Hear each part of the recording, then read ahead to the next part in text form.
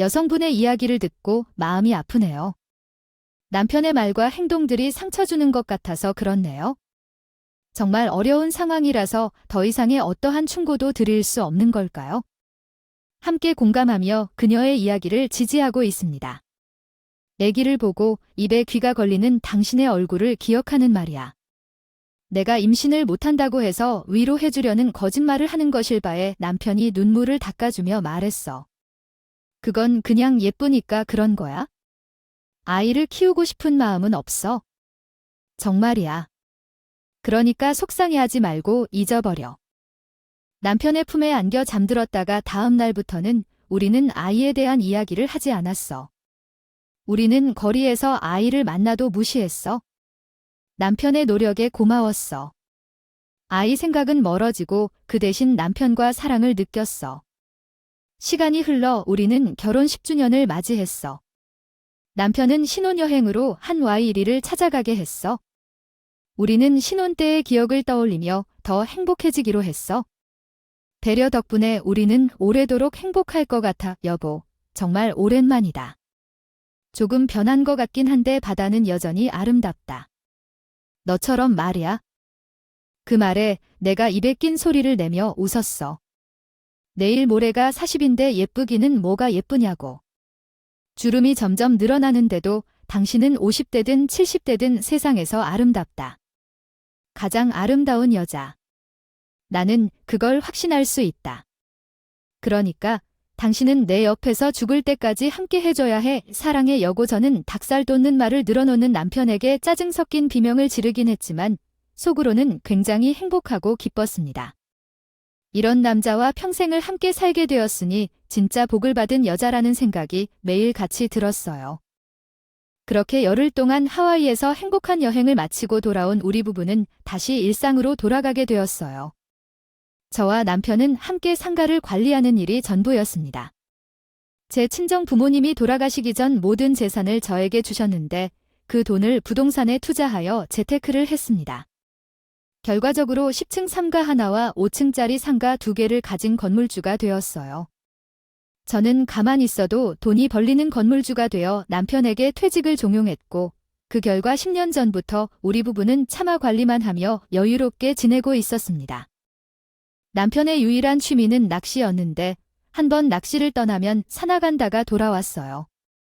하도 물고기 잡는 걸 좋아해서 나도 따라가서 해봤는데 재미가 하나도 없더라고요. 그런데 남편은 물 만난 물고기 마냥 낚시를 정말 좋아했습니다. 술, 담배도 안 하고 건강한 취미인 걸 느끼고 나서는 한 달에 한 번씩 낚시를 가겠다고 하면 말리지 않았어요. 그렇게 평범하고 여유로운 삶을 누리며 삶 속에서 우리 부부에게 큰 시련이 찾아왔습니다. 우리는 함께 건강검진을 받으러 갔는데 내시경 검사까지 다 끝내고 의사 선생님이 결과를 알려주었습니다.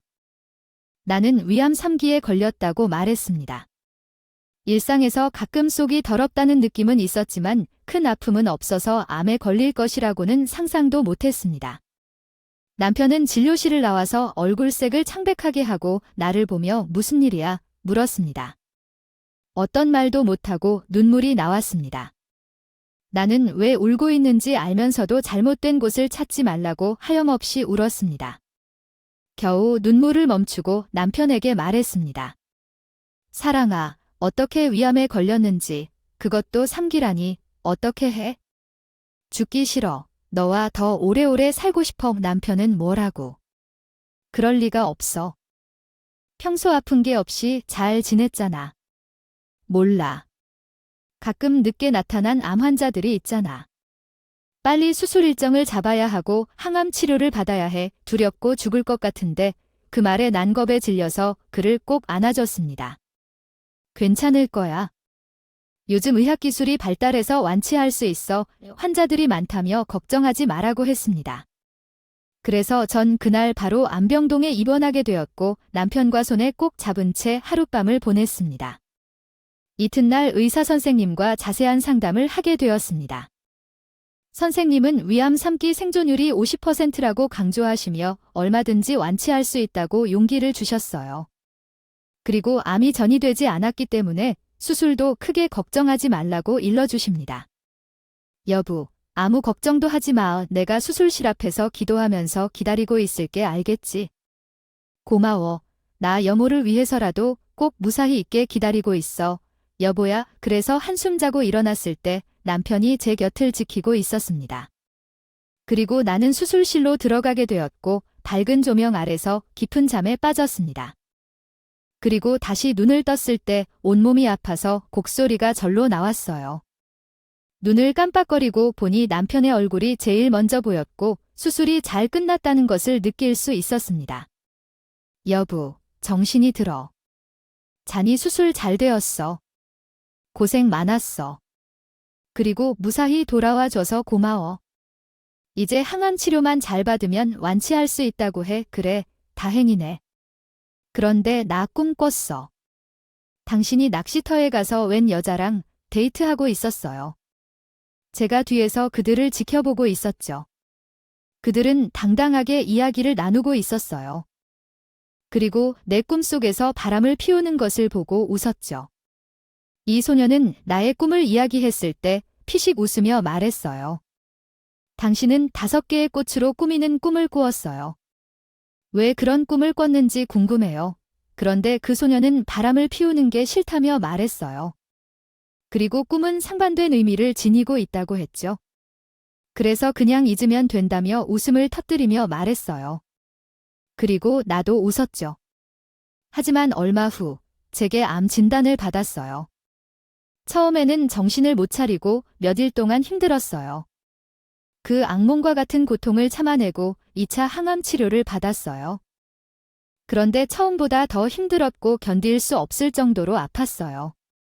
그때 숨이 멎을 것처럼 힘들었지만 남편은 내가 끝까지 버텨야 한다며 지켜봐 주었어요. 그렇게 겨우 버티고 2차 항암 치료를 받았죠. 의사는 암세포를 완전히 처치하려면 더 많은 치료가 필요하다고 말했어요. 계속해서 싸워야 한다는 거네요. 당신이 견뎌온 모든 것이 물거품이 되며 결정을 명확하게 내리라고 이야기를 했습니다. 남편은 나를 떠나지 않고 지켜주며 그의 얼굴을 바라보며 이 사람과 함께 더 오래 행복하고 싶다는 생각이 들어 다시 항암 치료에 도전하기로 결심했어요. 그러나 몸이 많이 힘들었는지 쇼크에 걸려 중환자실로 옮겨져 산소 마스크와 살을 받았어요. 의사는 당분간 항암 치료를 중단하고 몸의 회복을 기다리자고 했어요. 여러 날을 머리를 묵묵히 베고 침대에 누워있던 어느 날 남편 대신 중학교 때부터 친했던 친구이자 남편을 소개해준 친구 민경이가 나타났어요. 그녀는 눈물에 젖은 눈가로 나를 바라보며 왜 나에게 아무것도 말하지 않고 이렇게 아프게 해줬냐고 물었습니다. 나는 기력이 없는 목소리로 대답했어요. 친구 얼굴을 보는 게 기쁘긴 하지만 나는 괜찮다고 말했지만 그녀는 멈추지 않고 눈물을 흘리며 내 손을 잡았습니다. 남편은 오랜만에 친구와 함께 시간을 보내도록 한다고 했습니다. 제 친구 민경이는 자리를 비켜주었어요. 제가 이야기하기 힘들어할 때 그는 옛날 학창시절 이야기를 계속해서 들려줬어요. 민경이 덕분에 아픔을 잠시나마 잊고 추억에 잠기며 즐거운 시간을 보낼 수 있었답니다.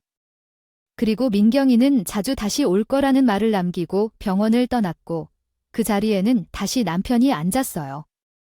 밖에서 들어보니 그는 아주 기쁜 것 같았어요.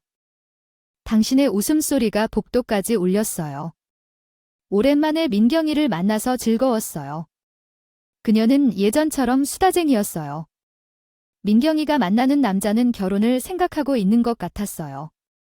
그래, 잘 됐어요. 민경이가 걱정한 만큼 이제라도 새로운 인연을 만나 다행이었습니다. 민경이의 결혼을 볼 순 없겠지만 빨리 가야겠어요. 그녀의 만남을 확인해야죠. 민경이는 착한 사람을 만나서 행복해 보였어요. 민경이에 대해 이야기하고 나니 기분이 좋아졌어요. 이후 몇 일 후 그녀는 다시 항암 치료를 받게 되었고 나는 다시 그녀의 고통을 지켜보며 견디기 위해 노력했어요.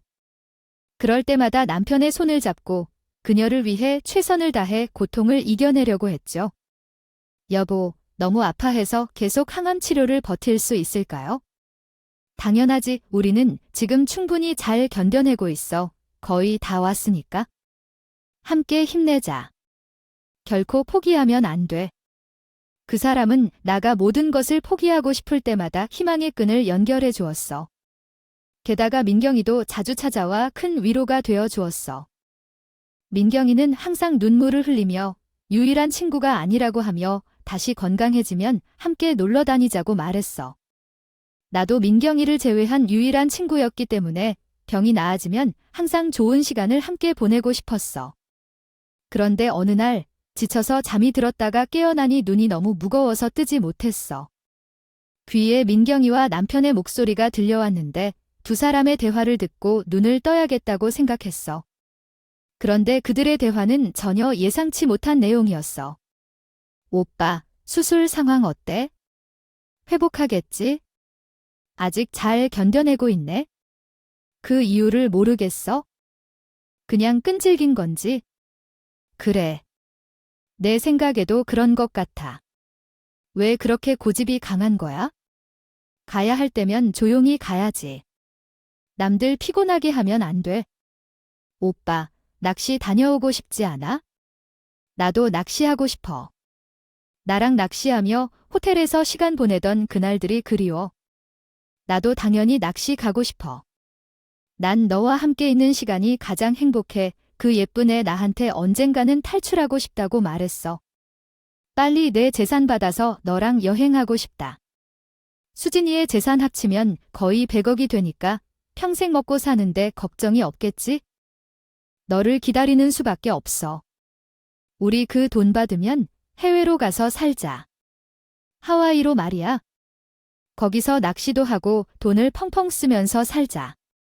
나는 세상에서 가장 사랑하고 믿는 두 사람이 이런 짓을 할 줄 상상도 못했어. 지난번에 남편이 바람 피우는 꿈이 현실이 됐다는 걸 이제야 깨달았고, 민경이가 만나고 있는 남자가 제 남편이라는 것에 분노가 치밀었지만 말을 참고 눈을 감은 채 둘의 대화를 듣고 있었어.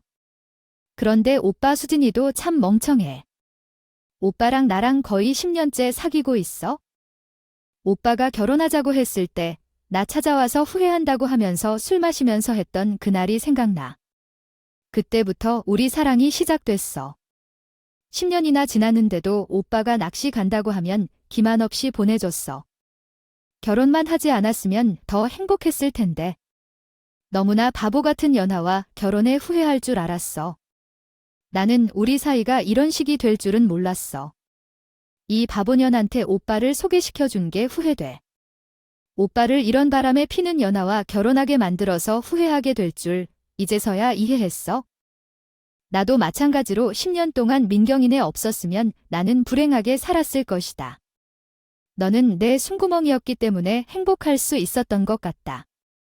왜 결혼했는지 모르겠지만 지금은 잘한 것 같기도 해. 수진이가 세상을 떠나면 100억의 재산이 남겨져 있어.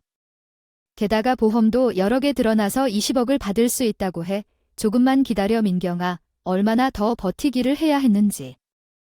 해외 오빠도 나와 같은 마음을 가지고 있는 것 같아. 오빠가 아직 수준이를 생각하고 있는 것 같으면 어떡하지 고민하고 있어?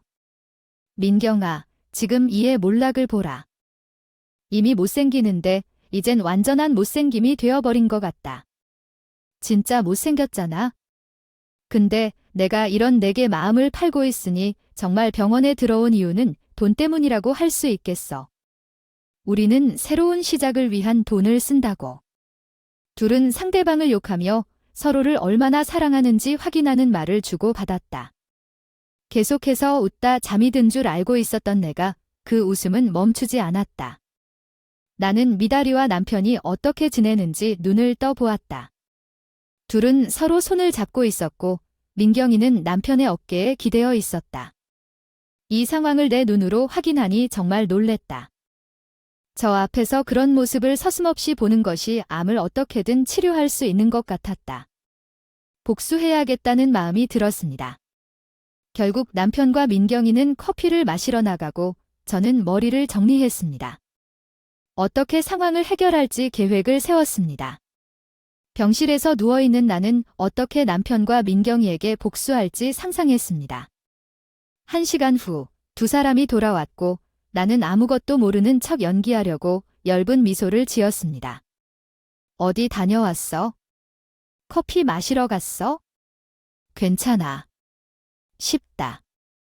기분이 좋아 보여 이 민경이의 말이 나를 허탈하게 만들었습니다. 20년 지기 친구의 이러한 변화를 상상도 못했기 때문입니다. 일어나서 빨리 건강해져. 나랑 예전처럼 여행 다니고 사진 찍고 싶다. 우리 같이 여행했었지? 넌 참 착해. 자랑스러워 민경이가 제 손을 잡으며 말했습니다. 눈물을 닦고습니다.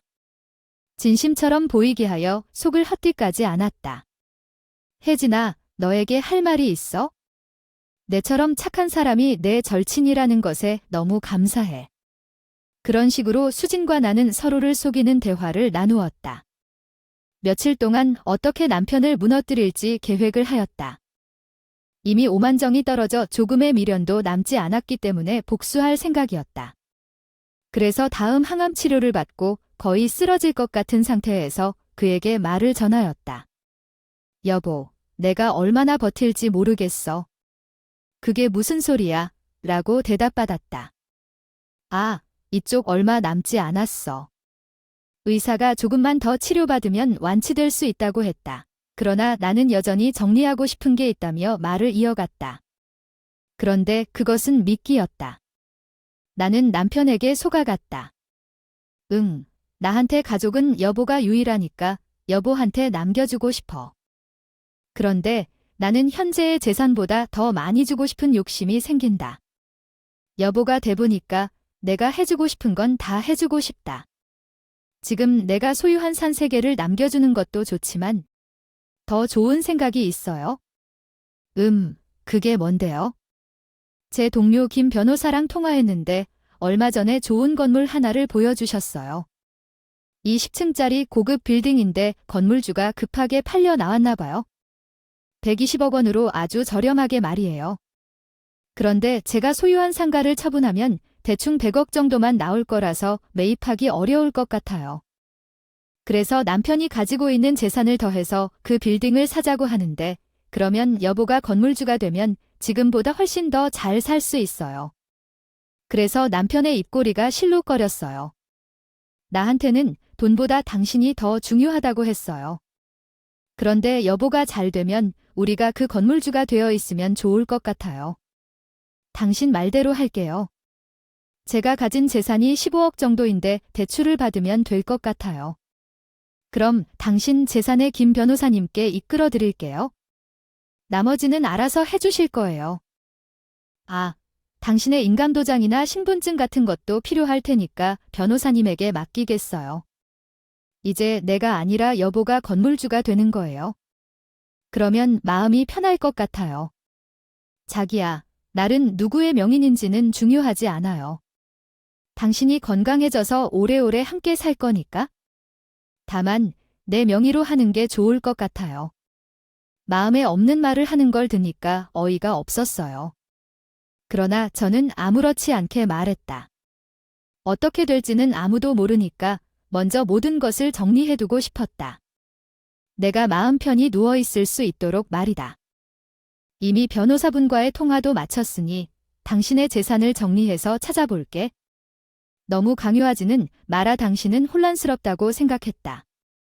알겠어. 당신이 마음 편안해지는 것이 중요하다면 나는 정리해서 갈게. 남편은 몇 마디 말에 쉽게 넘어왔다. 잠시 후 화장실에 갔는데 나도 힘들게 일어서서 남편을 따라갔다. 이윽고 남편이 민경이에게 전화를 걸었다. 드디어 끝이 보인다. 수진이가 오늘 내게 재산을 다 넘겨주기로 했어. 그 재산을 팔아 더 큰 건물을 사서 선물해 줄 거래. 그런데 매입할 돈이 조금 부족해서 내 돈 20억 원 좀 더 투자해 줄래?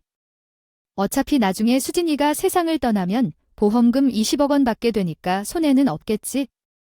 그래, 바로 나가서 대출 조사해서 송금해줘.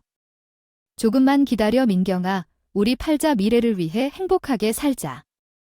얼마 남지 않았다. 이후 연락이 끊겨 민경이는 처절하게 복수를 다짐했다. 주어야 한다고 다시 한번 마음먹었습니다. 제 계획대로 남편은 이틀 동안 재산을 정리하고 대출을 받아 변호사님을 찾아갔어요. 변호사님은 제 부탁대로 그의 돈을 받고 대리인으로 20층 빌딩 1호를 매입해 주겠다고 말했습니다. 여보, 당신 말대로 김 변호사님에게 다 넘겨드리고 왔어. 이제 마음이 좀 편해. 수고했어. 이제 마음이 좀 놓인다. 그런데 한 가지 부탁이 더 있어. 또 뭘 하려고? 당신이 자꾸 무슨 정리하니까 불안해. 기운 좀 내. 알겠어. 기운 내 볼게. 그래도 일단 부탁을 들어줘. 나 당분간 혼자 있고 싶어. 몸이 호전될 때까지 여부가 부탁을 듣고 싶어 했습니다. 한동안 혼자 있고 싶은 생각이 자주 들어서 하는 부탁이니까 여부가 들어줬으면 좋겠어. 당신이 그렇게 부탁하니까 내 마음이 약해진다는 걸 알겠어. 나도 마음을 더 강하게 먹고 돌아올게. 그러니까 잘 버티고 있어 주어. 남편은 이번 주말에 낚시 여행을 떠나게 되었습니다. 그리고 의사 선생님을 찾아가 대화를 나누었어요. 선생님, 정말 암세포가 모두 없어진 건가요? 다시 검사를 받아야 할 필요가 없는 건가요? 네, 완전히 암세포가 사라졌습니다. 아, 그리고 김수진 환자가 보호자에게 말하지 말라고 했으니 소식을 전하지 않았어요. 제가 남편에게 빌딩을 매입할 거라고 말하기 전에 의사 선생님이 완치 소식을 알렸는데 남편에게 비밀로 해달라고 부탁했다. 그래야 그 사람이 쉽게 재산을 내놓을 테니까요. 고마워요. 남편에게 직접 말해서 놀라게 해줄 생각이거든요. 그럼 퇴원은 언제쯤 가능한가요? 1, 2주 뒤에 회복을 더해서 퇴원하고 포자님과 함께 퇴원하는 게 좋을 것 같아요. 며칠 쉬다가 혼자 퇴원할게요. 그래야 남편이 더 깜짝 놀랄 테니까요. 그렇게 하셔도 돼요? 뭐 어쨌든 보호자님이 기뻐하실 거예요. 축하드려요. 김수진 씨는 의사 선생님이 원하는 대로 나흘 뒤 퇴원 절차를 밝혔습니다.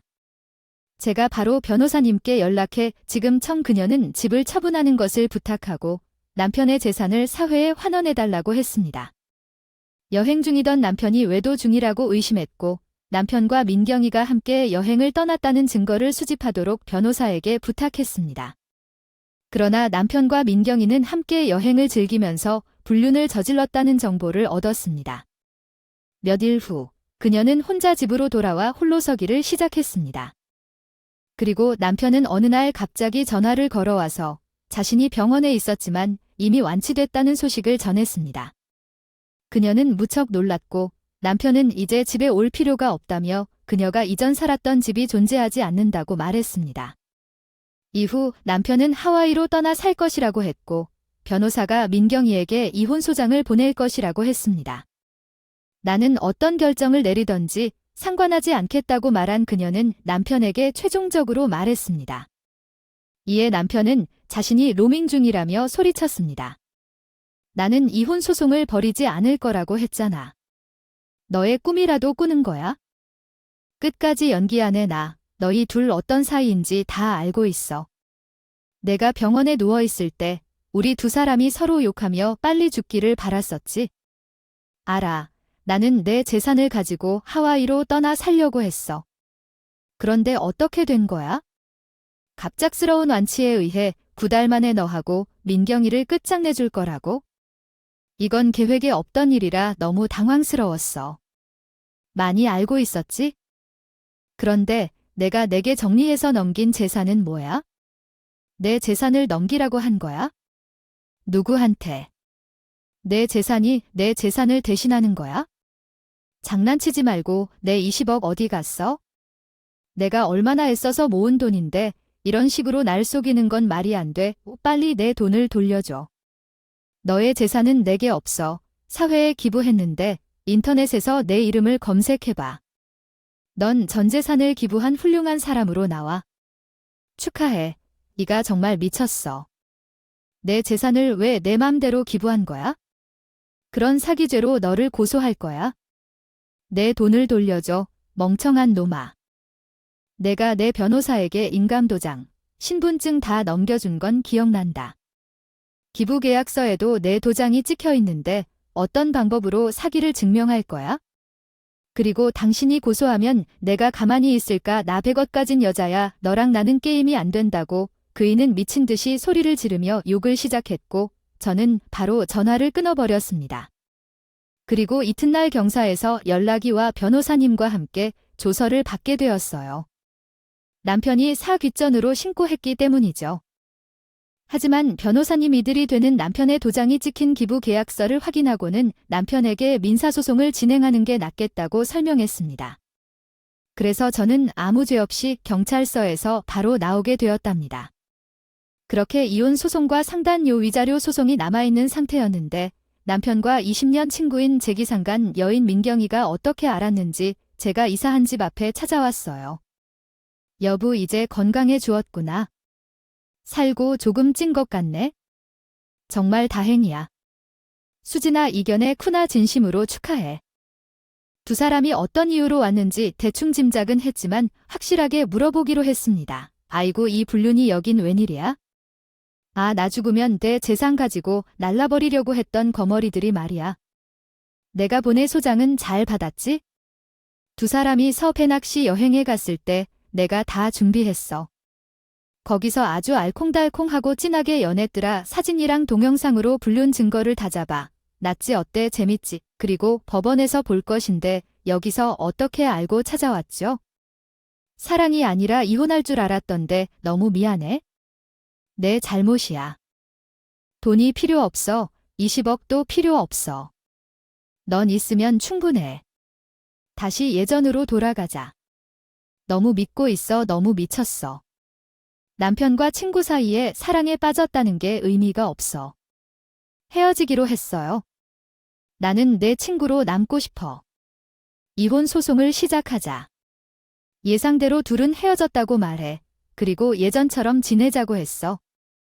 잘못 분산 내 건강 문제도 이유로 소송할 것이다. 법원에서 확인받길 바랄게. 너희 두 사람은 비도덕적이고 더러운 일을 저질러서 책임져야 돼. 이런 더러운 일을 계속해서 하는 거라면 법원에서 제대로 심판할 거야. 함께 하와이나 어디 가서 행복하게 사시길 바랄게. 내 이야기가 끝나자 남편과 민경이는 바닥에 무릎을 꿇고 손을 쥐며 빌기 시작했다. 나 좀 용서해줘. 너 없이는 못 살아. 남편이 탄식하며 말했다. 한편 민경이는 전략을 바꾸어 나만 살려줘. 나한테만 도와줘. 울음소리를 지르며 남편에게 호소했다. 그러나 남편은 비웃음 지으며 팔짱을 끼고 말했다. 그때 민경이는 화를 내며 남편에게 외침을 섞어 말했다. 왜 저런 거짓말을 해? 내가 널 찾아왔던 건 너 때문이었어. 닥쳐. 너는 대학생 때부터 여러 남자를 꼬셨다니까. 그리고 나는 지금 만나는 남자가 나 말고도 여러 명 있을 거야. 내 말이 맞지? 그리고 계속 널 만난 것은 너에게 양심 고백을 하고 싶어서 두려워서 만난 거야? 나는 미쳤어. 너같이 문란한 여자를 사랑했을까? 두 사람은 무릎 꿇은 채 계속 말다툼을 했어. 10년 동안 바람 피우다 보니 두 사람의 최후가 참 우스웠어. 그래서 난 크게 웃었고 불륜 커플에게 이렇게 말했어. 이것들이 아주 가지가지한 해에 내 돈으로 해외로 쫓겨날 계획을 세웠을 때는 절절했지만 빚더미에 앉게 돼서 서로 못 잡아먹어 안달했어. 그런데 어떻게 할까? 난 너희 둘을 용서할 마음도 고소를 제기할 생각도 없어. 그러니까 당장 그만둬. 이윽고 주인은 약속한 듯이 내 다리를 붙잡고 사정을 해 시작했어. 스시나 살려줘. 우리 20년 우정을 이렇게 무너뜨리지 말아줘. 발자. 나한테 친구라고 하는 너 하나뿐이야. 내가 돈 때문에 이러는 게 아니라 수신이 널이 있는 게 무섭다 보니까 이렇게 하는 거야. 제발 용서해줘. 여보, 살려줘. 나야말로 당신을 잃는 게 두려워. 자기 없는 삶은 상상도 해본 적 없어. 나가 민경이 얘한테 하와이로 가자고 한 말은 다 거짓말이야. 얘가 자꾸 들러붙어서 괜한 말을 한 거라고. 그러니까 제발 나를 믿고 한 번만 용서해줘. 난 진심으로 당신을 사랑한다고 말 같지도 않는 핑계를 되풀이하던 중 이제 끝내야겠다는 생각이 들었어. 그래서 집에서 꺼낸 소금 한 주먹을 처리하려고 했다. 입어서 고슴도치 쌍을 죽이기라도 하는 줄 알겠어. 가서 잘 살라고 얘기해야 해. 그러면서 등신처럼 들러붙고 그해 경찰 신고하기 전에 빼버렸어. 그러자 불륜 커플은 눈물을 흘리며 더 비굴하게 빌었지만 나는 아무도 거들었더 왜 나 불륜 커플을 내 등에서 뗐어. 몇 주 뒤 재판이 열렸는데 변호사님이 남편과 민경이의 불륜 증거를 들이밀었어. 완전히 재판이 기울어졌네. 결국 변호사님과 나 우의자금을 받게 되었어. 남편과 민경이는 엄청난 빚을 지게 돼서 개미처럼 일해야 했어. 법내수의 귀신처럼 변하지. 저는 복수를 마칠 수 있었고 일상으로 돌아갈 수 있었어. 또 남편은 사라지고 암도 없어지고 소유하고 있는 가두세는 관리하며 편안하게 지냈어. 새로운 사랑이 찾아왔고 마음이 복잡하고 불안하기도 했지만 암에서 생존한 감사함에 봉사활동을 시작했어. 어디서든 진심으로 도와주고 봉사했어요. 이 이야기입니다. 나야말로 당신을 잃는 게 두려워. 자기 없는 삶은 상상도 해본 적 없어. 나가 민경이 얘한테 하와이로 가자고 한 말은 다 거짓말이야. 얘가 자꾸 들러붙어서 괜한 말을 한 거라고. 그러니까 제발 나를 믿고 한 번만 용서해줘. 난 진심으로 당신을 사랑한다고 말 같지도 않은 핑계를 되풀이하던 중 이제 끝내야겠다는 생각이 들었어. 그래서 집에서 꺼낸 소금 한 주먹을 처리하려고 했다. 그러나 봉사활동을 하러 가는 곳마다 자주 마주치는 한 남자가 있었어요. 우리는 자연스럽게 대화를 나누면서 서로에게 관심을 가지고 사랑에 빠졌더라고요. 그러나 반전이 있었답니다. 그 남자는 저와 같이 상달의 건물을 소유하고 있었는데 저보다 훨씬 부유했고 배우자가 돈을 빼돌리려고 한다는 소문이 있었어요. 정말 신기하고 운명적인 만남이라고 생각이 들었어요. 어쨌든 우리는 비슷한 경험을 공유하고 성격이 비슷해서 서로 이해가 잘 되었고 결국 서로를 발견하게 되었어요. 그리고 우리 커플은 연애를 시작하기 전에 한 가지 약속을 했어요. 돈과 관련된 문제를 결코 가져오지 않겠다고 말이에요. 그런데 그 약속을 지키며 우리는 결혼에 성공했고 더 깊은 사랑에 빠지게 되었어요. 또한 큰 기쁨이 있었는데 우리 부부가 입양을 하게 되었어요. 제가 새로운 사랑을 찾게 되었을 때 아이를 키우고 싶다는 마음이 들었고 남편도 똑같은 마음을 가지고 있었어요. 그래서 우리는 봉사활동을 하러 가는 보육원에서 저를 따라다니는 귀여운 아이를 우리 아들로 입양했어요. 현재는 우리 가족이 활기차게 살고 있는데 이처럼 사랑과 배신, 고통, 복수를 거쳐서도 진실한 사랑을 찾았기에 내 인생은 성공했다고 생각하고 있어요. 그럼 여기서 마치겠습니다. 지금까지 경청해 주셔서 진심으로 감사드립니다. 앞으로도 더 많이 노력하여 좋은 결과를 이루고 열심히 살 것입니다. 고맙습니다.